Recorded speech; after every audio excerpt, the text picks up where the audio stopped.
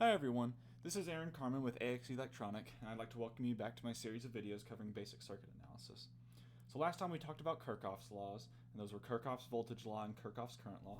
So before we start talking about today's topic, which is resistors in series, I'd like to just review a little bit of KVL and KCL just to make sure we're on the same page, because this is what we're really going to be using for the next couple of videos. So the first thing we said was KVL, or Kirchhoff, I'll just use the abbreviation. Let's just do KVL. It's Kirchhoff's voltage law. That means the sum of potential differences around a closed loop must equal 0. So let's say the sum of potential differences, delta V, has to equal 0 around any closed loop. Okay, so that means voltage must be consistent. So around any closed loop, if you have a voltage rise, that voltage has to drop. So first thing is, let's look at a couple of wrong examples. First thing we have, let's say we have a 10-volt battery, and then this is just going right here to a resistor. Okay, so it's a 10-volt battery, and we're going to a resistor. Now, if we analyze this circuit, and we got a result that said this is 9 volts across this resistor, first thing we can say immediately is that this is wrong, okay, because Kirchhoff's voltage law isn't satisfied. And the way we can tell this is, let's start from here. Well, let's call this 0 volts. We travel up through this battery, and then up here we're at 10 volts. Okay, and then we continue. We go down through this resistor, and this resistor drops it by 9 volts. So now here we're at 1 volt, and then we're back here at the beginning. So then if we come back up through this battery once again, then we'll end up at 11 volts. And you see how this just isn't consistent, because we started off saying this is our ground, this is 0 volts. So that means, how can we have that 1 volt there if this is also 0 volts? And the answer is we can't have that. So this is why this is wrong. Okay. So let's look at another problem really quick. Let's say we have another 10-volt battery, except this time we have resistors arranged like this. So a 10-volt battery, let's say we arrived at a conclusion that there's 9 volts across this resistor, 10 volts across this resistor. Okay, this would be incorrect also, because once again, if we go through this closed loop, we have a 10-volt rise here, and then a 9-volt drop here, which is that doesn't satisfy KVL. Now for this outer loop, it is satisfied, because we rise by 10 volts, but then we drop by 10 volts. So the outer loop is KVL satisfied, but the inner loop is not. So that's why this one is also wrong. Okay, so those are two very wrong examples of Kirchhoff's voltage law, and this is a good example of Kirchhoff's voltage law not being satisfied. So this is what we want to avoid. So now let's scroll down here. So if we scroll down, we can start looking at some other examples. So the next thing we're going to talk about is KCL. So KCL just means current in has to equal to current out. And this is, in planar terms, conservation of charge. So if you're going to have current coming in, that same current has to go out. It can't just continuously go in. Okay, so let's look at a couple examples of this. So the first one, we have, say, a battery, and then resistors arranged like this. Now the voltage on the battery doesn't matter, but let's say that there's 1.5 amps coming out. So this battery is supplying 1.5 amps. And we found that there's 1 amp through this resistor and 1 amp through this resistor. Okay, so now what we can see is at this little node here, we have 1.5 amps coming into it, 1 amp coming out, and 1 amp coming out. Okay, so that means we have 1.5 amps going in and 2 amps going out. Okay, and this just doesn't make sense, because that means we'd have to have charge out of nowhere, making this one wrong. Okay, so now let's look at an example that is right. So let's say we have a battery, same resistor configuration as before. Make sure those are touching. So now let's say that there's 2 amps coming out of the battery, 1 amp through this resistor, and 1 amp through this resistor. If we look at this node again, we have 2 amps going in, 1 amp out, and 1 amp out. So that's a total of 2 amps coming out. So this one is actually right. This one, KCL, is satisfied. So your current in is equal to your current out. All right, so now that we've kind of reviewed that, we can start off with some examples. So what we're going to say here is that we can use these rules that we just came up with we can use these rules, we can use the Kirchhoff's voltage laws, and we can apply these rules to certain combinations of resistors to just generalize and make our lives a little bit easier. Okay, so this is going to allow us to solve more complicated circuits without having to resort to some really crazy methods. So the first thing we need to talk about is series resistors. It's not a certain type of resistor, but it's a certain combination of resistors. So series resistors, they have an unbroken path. Okay, so they share a path, and then the end of one resistor is connected to the beginning of the next. Beginning of the next. Okay, and it's easier to just give an example. So I'll scroll down a little bit here, and we can see that if we have resistors arranged this way, these are called series resistors. They're in series, just one after the other. So 1 and 2. Those are series resistors. So another example, if we had a battery like this, those resistors are in series. So these are in series, just connected one after the other. Now let's give a wrong example. Let's say we have a battery that looks something like this. Okay, none of these actually are in series, so these are not in series. Okay, and the reason is we have this broken path. So that broken path is what's going to prevent this from being series combinations of resistors. So these are not series combinations of resistors. Okay, so first thing we need to ask is, how can we solve the most basic of these problems, which is series combinations of resistors? Well, first thing we have to do is we have to decide on a system of equations to simplify this, okay? Because all circuits are is just systems of equations, and then we figure out ways to simplify it. So I think it's easiest if we start off with an actual example. So let's say we have, I like using a 10-volt battery because that makes the numbers a little bit nicer. Let me scoot this over so you can see it. Oop, way too much. So let's say you have a 10-volt battery, okay? And then out from this battery, we have 2 resistors, just like this, okay? And let's apply numbers to it. So it's a 7 ohm resistor and a 3 ohm resistor. I'll go ahead and label the current, and I'll label these voltages. So we'll call this one VR1, and we'll call this one VR2. Okay, so first thing we have to ask ourselves is, what do we know? And these equations are going to go at the very top because this is going to be the foundation of solving this circuit. So we have to ask ourselves, what do we know? Okay. Well, the first thing we know, and that all electrical engineers should know, is Ohm's law. So Ohm's law is going to be V is equal to I times R. And I'll change this one to a lowercase I because I remember I said we should keep it lowercase. So V is equal to I times R. So that means the voltage across any resistor is equal to the current through that resistor times its resistance. Okay. So we can actually write this one twice. So let's say VR1 is equal to I times R1. Okay. Now let's say VR2 is equal to I times R2. Now notice I didn't put I1, so notice I didn't put I1 and I2. And that's because these are in series. There's nowhere else for the current to go, so these are going to have the same current through them. So what this is saying is Kirchhoff's current law. You have current going into this resistor, it has to come out. You have current coming into this resistor, and it has to go out. So these are going to have the same current because there's nowhere for it to say escape and go over here. Okay, that doesn't exist, so they have to have the same current. Okay, so that's why we're just using I instead of I1 and R1. Now, one of the things we just learned is Kirchhoff's voltage law, and like I said, around any loop, the sum of the voltage rises and drops has to be equal to 0.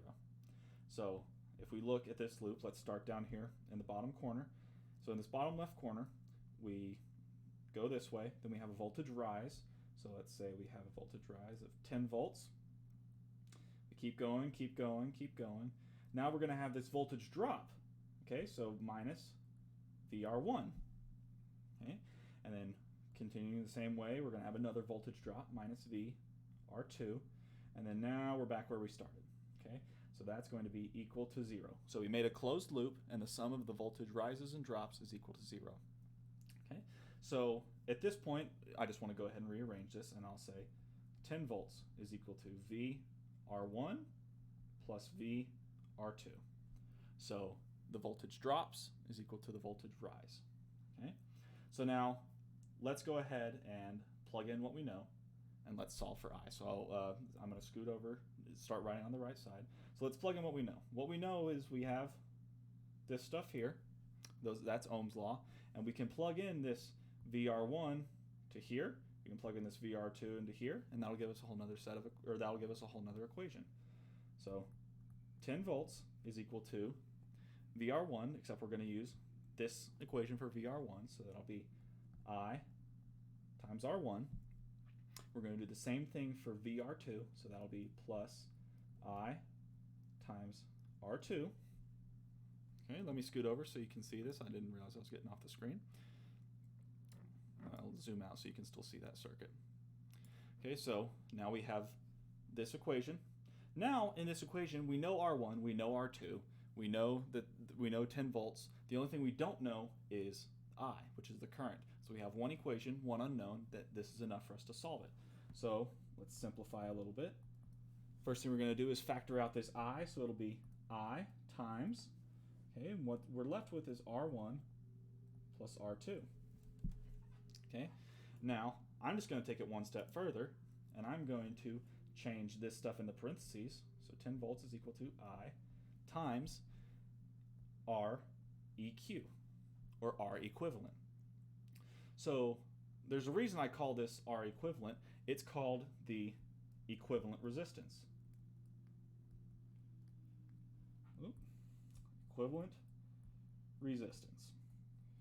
So this equivalent resistance means if we're the battery, if we're sitting in the position of the battery, we can't tell the difference between a 7 ohm resistor in series with a 3 ohm resistor or this equivalent resistance. So let me just go ahead and make a note over here. REQ is equal to 7 ohms plus 3 ohms, which is 10 ohms. So to us, to the battery, or if we were the battery, this combination looks like it's just a 10 ohm resistor. Okay, so what we can do is, if we go back to our circuit, let me just move on down. What we can do is we can just use this to simplify it a little bit more. So now we have a circuit, 10 volts, that battery is still the same. And now we can just have this REQ, the equivalent resistance, which is 10 ohms. Now this is a really easy Ohm's law problem. So we know 10 volts is going to be equal to I times REQ. And if we did 10 volts divided by 10 ohms, that's going to give us 1 amp. So we have 1 amp of current flowing from the battery. All right, so now we can use this to completely solve the circuit. So let's rewrite this in the way it was originally. So where we had 2 resistors in series, 2 resistors in series, 7 ohms and 3 ohms, 10 volts here. Now the battery just sees that 10 ohm resistor. It just sees a 10 ohms, so it's going to provide 1 amp. Okay, so now this 1 amp is going to be going through both of these resistors. Now let's look at VR1. Now we know the current, so we can say VR1 is equal to 1 amp times the resistance, which is 7 ohms. So that's 7 volts. Same thing for VR2. VR2 is going to be 1 amp times 3 ohms, which is equal to 3 volts. Okay, so just over here, I'm just going to write this circuit again with everything notated. So we have a series combination of resistors, 7 ohms and 3 ohms, 10 volt battery, 1 amp of current flowing through it, and then what we have here is a voltage drop of 7 volts across this resistor and 3 volts across this resistor. Okay, so KCL is already satisfied because we have 1 amp flowing through this entire circuit, so there's nowhere for this current to branch off and go to, so KCL is satisfied. And now we can look at KVL, so the Kirchhoff's voltage law. So let's start back here at this bottom left corner. I'll go ahead and use red this time so we can mark it up. So let's call this 0 volts. Let's call that our ground. All right, now we rise up over here to 10 volts. This 10 volts is going to stay until we get over here. Now we have a 7 volt drop, so here we're at 3 volts. Now we have a 3 volt drop, so over here we're at 0 volts. Okay, so you can see that Kirchhoff's voltage law is satisfied. We go around this loop, and the rise is the same amount as the drop, which means KVL is satisfied, and that tells us that we did a good job solving these equations. Okay, so this is a really long, complicated way of showing you this problem, but now I can give you the general rule. Okay, and I think that using this method kind of helps you learn how to figure this stuff out for yourselves, because if you're in the middle of a test, you're not going to be able to look anything up like this, but if you can derive it out and remember it yourself, then that's perfectly fine. So in general, we're going to say, let me switch back to black, REQ, which is R equivalent, for series combinations of resistors is going to be R1 plus R2 plus however many you have. So it doesn't matter the number of resistors that you have in series. Let me make a note here for series Rs. So if you have any amount of resistors in series, you can simplify that as just one resistor with a value that is equal to the sum of each individual resistor. So let's do another example. Let's say this time we have 3 resistors in series. Let's make this 10 volts. And this time we have 1, 2, 3 resistors. Let's say it's 5 ohms, 3 ohms, and 2 ohms. You might be able to see where I'm going with this. Okay? Now, the first thing we could do, instead of having to do that long system of equations again, we can just transform this circuit to be this 10 volt battery and this equivalent resistance.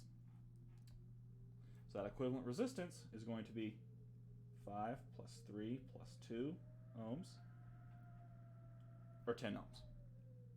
So this is the exact same thing as before. We have these 3 resistors, but all the battery sees is this one single 10 ohm resistor. So that tells us the current has to be 1 amp. It's simple enough where I could just do it in my head. 10 volts divided by 10 ohms is 1 amp. So we can now extend this. Let's go back to this problem. Let's go back to the left-hand drawing. I'll go ahead and in red mark that we have 1 amp. Okay? So that's going to tell me across this resistor, Ohm's law says 1 amp times 5 ohms give us 5 volts. This resistor will have 3 volts across it, and this resistor will have 2 volts across it. Okay? So this makes these problems a whole lot easier. If you can remember this, a lot of these problems are going to be some series resistors, or something we'll talk about next time, parallel resistors. So parallel resistors, it's going to have a little bit less intuitive of a rule, but we're going to follow the same steps and deriving this and using the laws that we know to be true in order to come to a conclusion about how we can simplify these circuits. But this is all I had for the topic of series combinations of resistors. Next time we'll be talking about parallel combinations of resistors. So that'll be lecture 5. And then in lecture 6 we're going to be doing just some resistive circuit analysis examples. So that's where we'll really get to see the rubber meet the road, and where we'll start looking at how we can solve more complex circuits, and we'll just really get some good practice in with series resistors, parallel resistors, and making sure that every single law is satisfied and that we get the right answer whenever we're doing any of these problems. So if you have any questions, please feel free to leave them in the comment section below. Otherwise, thank you for watching.